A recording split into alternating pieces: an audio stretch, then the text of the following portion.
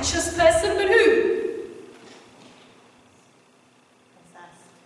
Demon-possessed, right?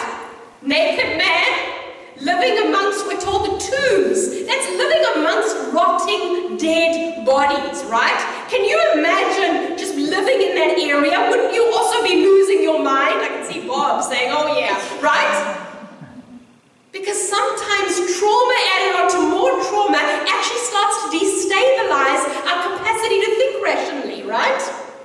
This man has now lost all of his family. He's lost his home.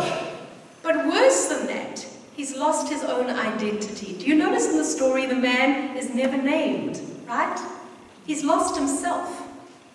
And so Jesus asks him in some ways the most important question that can be asked. He says, what is your name? What is your name?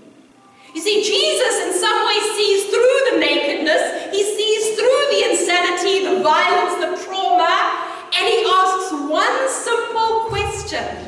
What is your name?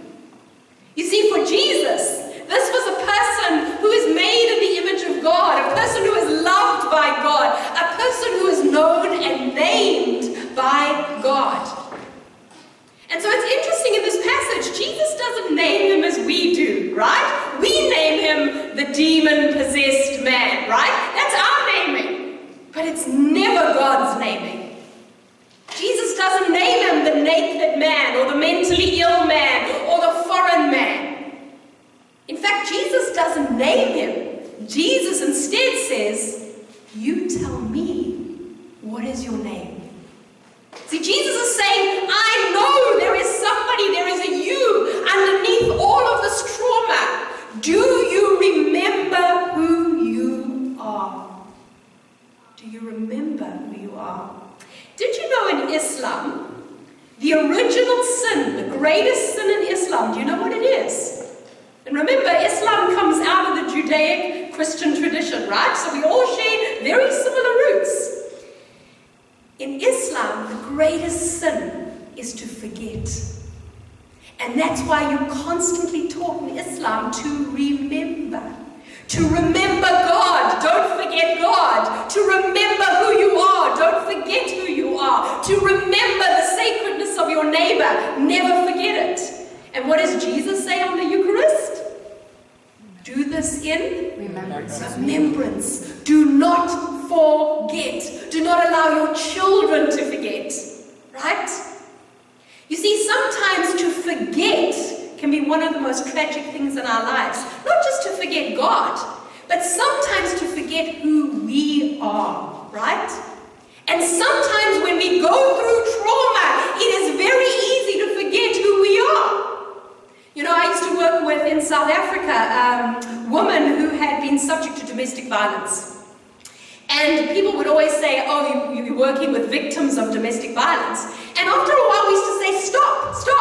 Don't call them victims of domestic violence. If you're going to call them anything, call them survivors, right? Stop calling them victims. But then number two, at some point, you need to move beyond even that whole identity. Stop calling yourself a survivor and simply remember who you were before it all happened, right? And reclaim that person. Because it's so easy in this world to lose ourselves. We can lose ourselves because of trauma. We can lose ourselves in the pursuit of money and power. We can lose ourselves sometimes in our career. How often when you ask somebody who they are, do they start to tell you what they do? Right? Who are you? Oh, I'm a priest. No. I said, who are you? Right? We're not our careers. No matter how much you may love your career, you're not your career. Sometimes we lose our identities in being a husband or a father or a mother or parents, right? And we forget that there's a human being underneath all of those roles. In the old days, we used to watch priests absolutely lose themselves and forget that there was a human being under the collar, right? And all they ever were was the priest. Do you remember those days? And sometimes it's taken priests the capacity to learn. There's a human being underneath the collar. You know, there's so many demons. That's why it says legions, right? that plague us today and can strip us of our identity. Addictions, violence, revenge, war, prejudice, fear. These demons can take hold of our lives and literally dominate us before we know it. You know, have you ever met somebody for whom the demon of politics has taken over their lives? And all they can talk about is politics, and they go on until they've isolated themselves from absolutely everybody around them. And it's stripping them of life.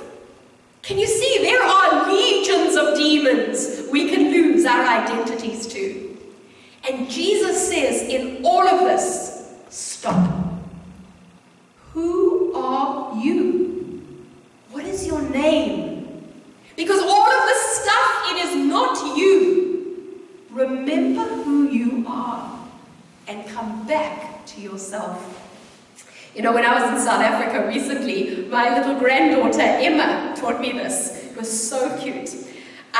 Because what she used to do, what Hannah used to do is every time she'd feel like she was losing herself, or we were losing ourselves, right? She'd say, just stop. And then she'd do this.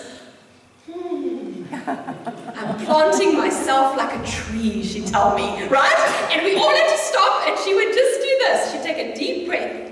Because what she was doing was she was remembering, let me center myself.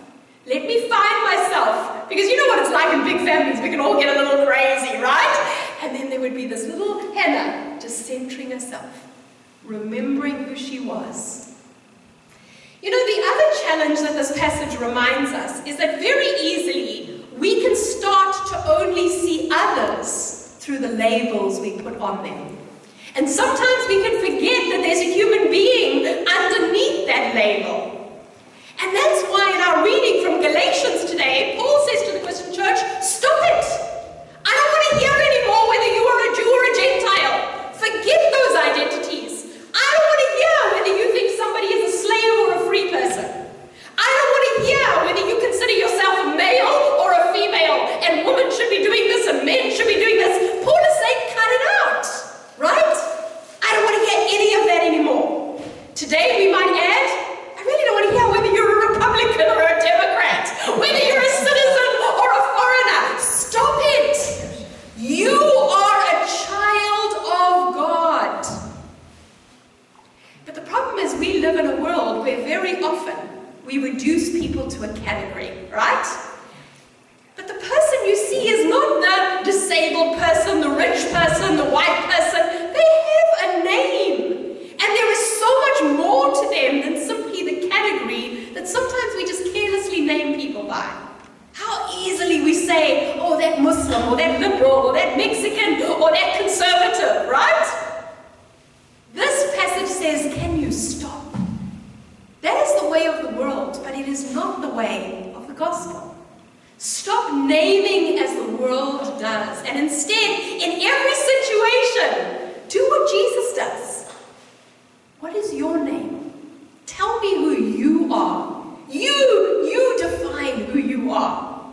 Imagine going up to the stranger that you've been taught to fear and to mistrust and simply introducing yourself and saying, hi, what is your name?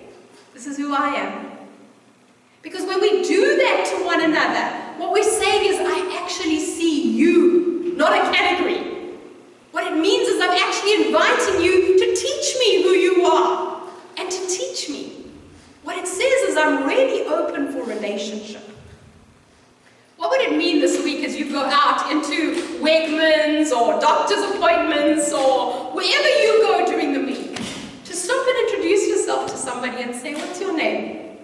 And let them tell you who they are. Because sometimes that one question can be a lifesaver for somebody, as it was for this man. And it's ironically the one question that can lead us all back into wholeness and healing, to remember who we are. In the name of God, Father, Son, and Holy Spirit. Amen.